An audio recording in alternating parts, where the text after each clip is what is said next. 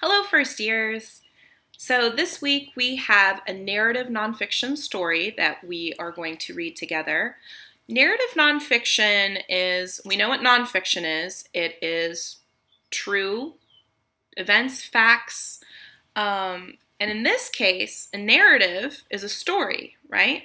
So it's kind of combining these elements. We're going to be reading a true story about a real person and her life, but it's told as a story to make it more interesting rather than just kind of, listing these facts. It's told in a story a certain part of her life. So we're going to see these two elements together, this narrative nonfiction. And our skill that we're going to be practicing this week is a skill that we've practiced already this year. It's main idea and details. Remember, our main idea is like our topic. What is our big topic, our big idea of what we're reading? And then what pieces of information, what details reinforce or show us that this is in fact our big main topic of what we're reading. Okay, so your pieces that you will be doing for your follow-up work is you'll be completing a graphic organizer where you write your main idea and at least 4 details from the story that show like, yes, this is our topic and here's why. Here's how I know. Here's where I see it in the story that this is our main idea. So that's piece 1. Piece 2 will be you're writing a response. So you ask yourself these questions, you go back, you read, you find your information, and you write some sentences based on a very specific prompt, and we'll go over that. Part 3 is, after we read our narrative nonfiction, we'll read a short informational text together that goes along with the same topic of what we're reading about. And then you're going to, again, there's like 3 different prompts that you can choose. So you can compare the short informational text to the big reading that we're doing, or you can compare the text to something in relation to your own life, or you can compare the text to the bigger world. So I'll show you that, you'll have all this information. You can choose which one you want to write about. And then day 4 or follow-up work part 4 is grammar, okay? And we'll go over what that grammar is. So to start us off, so again, I'll be including your words to know. I won't go over this so much with you. You can read through these, and you'll see them in the text. Again, if you're looking for additional things to do, you can use these in sentences, either speaking or you can write them. Like I said, so then the first page here shows you our target skill, main idea and details. So it's the one big idea, the topic. The main idea is the most important idea about the topic. So the most important idea. And the details are the facts or the bits of information that the author uses to tell us more about the main idea. So details help make events and ideas clearer. And this is the graphic organizer that you will be drawing on your paper and writing your main idea and your details. All right? And a strategy that we can use to help us as we're reading and looking at main idea and details is to summarize. So we can stop as we're reading and we can retell parts of the story. We do this in class. I'm sure your parents do it with you when you read something at night. You stop. So what was it that you just read? That's a summary. And our topic is teamwork. Have you ever been on a team? People on a team need to work together. On a soccer team, if one person has the ball too long, the team may not win. The players have to pass the ball to each other. They work together to move the ball down the field to get a goal. It is up to each person to try his or her best. You will read about what happens when one girl plays on a team in Winners Never Quit. And that is the name of our narrative nonfiction, Winners Never Quit. I'm not going to go over this, but you can look over it, meet the author, the illustrator. You can see here there's our graphic organizer, Our genre in narrative nonfiction tells a true story. As you read, look for a setting and real people as characters. So here we go. Winners Never Quit by Mia Hamm, illustrated by Carol Thompson. Mia loved basketball. Mia loved baseball.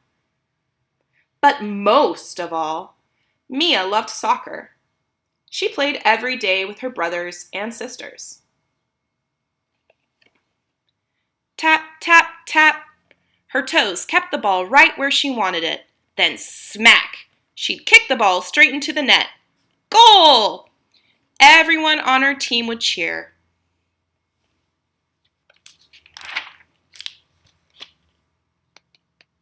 But sometimes it didn't work that way. One day, no matter how hard she tried, Mia couldn't score a goal.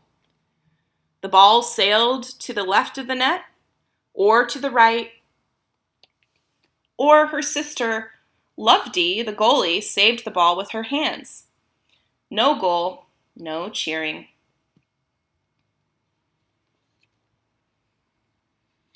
Too bad, Mia, her brother Garrett said. Better luck next time. But Mia didn't want better luck next time. She wanted better luck now. Have you ever felt like that? I quit, Mia said. You can't quit, Lovedee said. Then we'll only have 2 people on our team. Come on, Mia, her sister Caroline pleaded. You always quit when you start losing. Just keep playing, Garrett said. It'll be fun. Do you ever feel like that, quitting when you're losing? It's frustrating. But losing wasn't fun. Mia stomped back to the house. Quitter! Lovedee yelled. Mia didn't care. She'd rather quit than lose.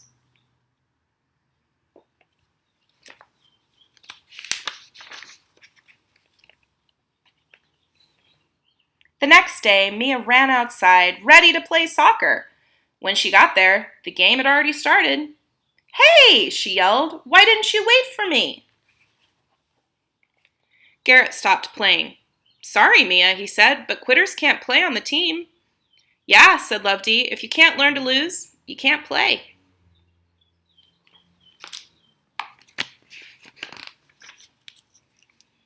Garrett passed the ball to Tiffany. Martin ran to steal it. Tiffany dashed around him and took a shot at the goal. Lovedee blocked it. Mia just stood by the side and watched.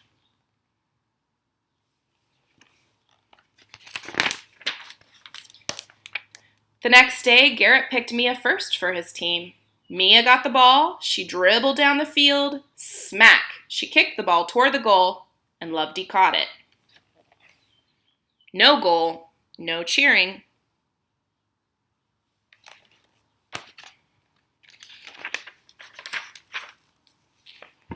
Too bad, Mia, Garrett said. Better luck next time. Mia felt tears in her eyes. She's gonna quit, whispered Lovedee. I knew it. Mia still hated losing, but she didn't hate losing as much as she loved soccer. Ready to play? Asked Garrett. Mia nodded. Garrett grinned at her. He passed her the ball.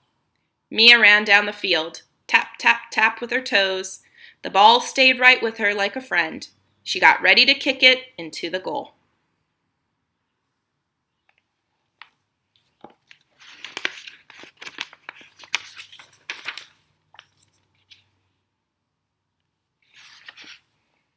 Mia kicked the ball as hard as she could. Maybe she'd score the goal. Maybe she wouldn't. But she was playing. And that was more important than winning or losing, because winners never quit. So what is the main idea of the selection? What do characters do to show the main idea?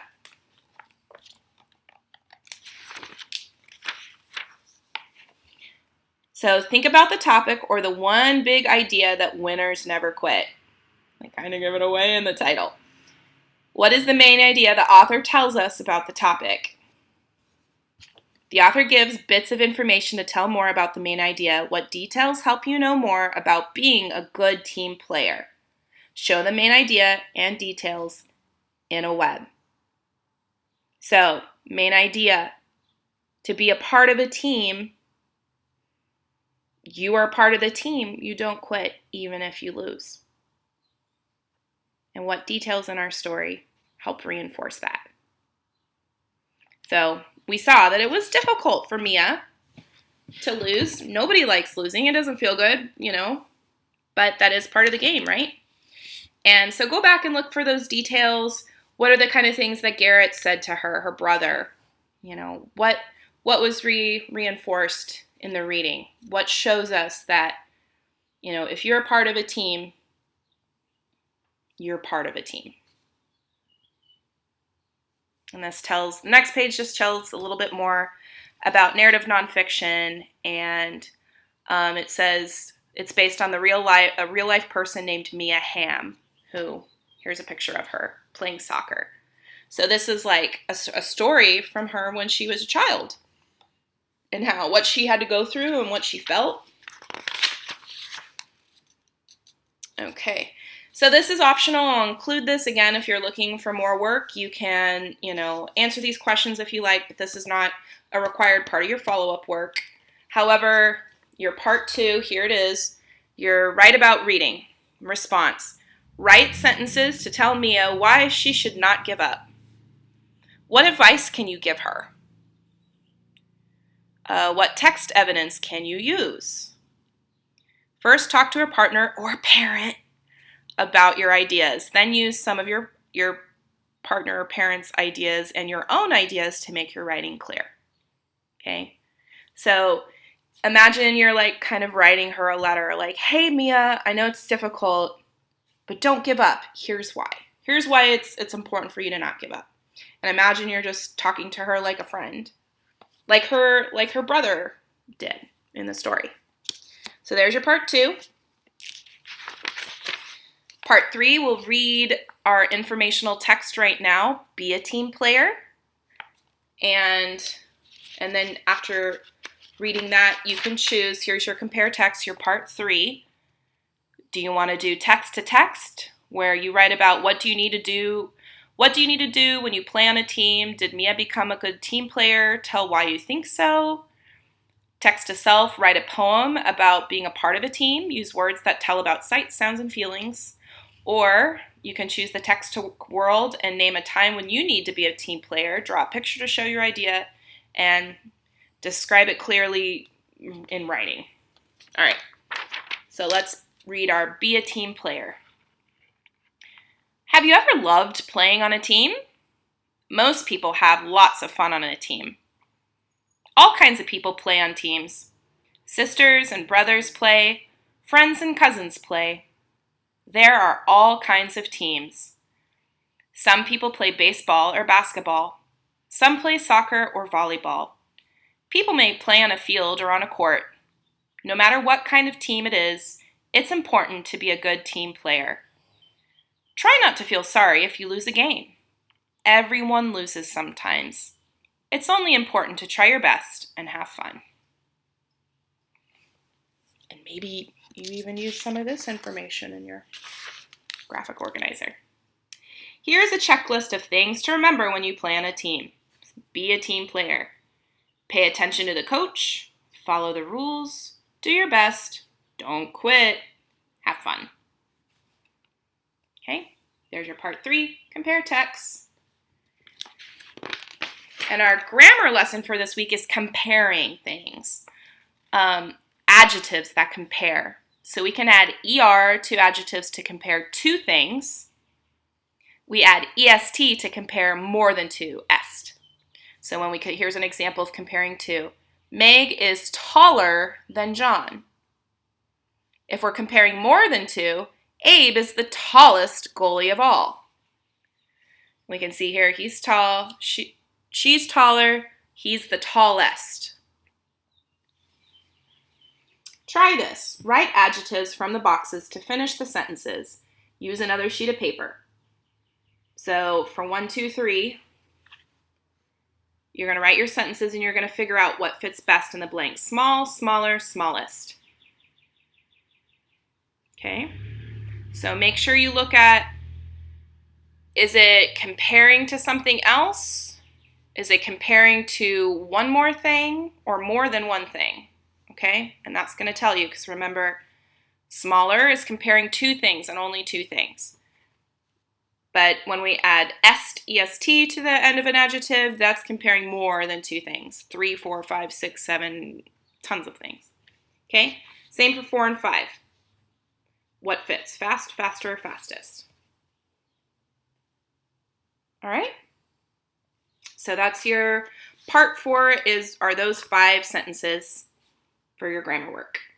Okay, so there is your reading language arts lesson for the week.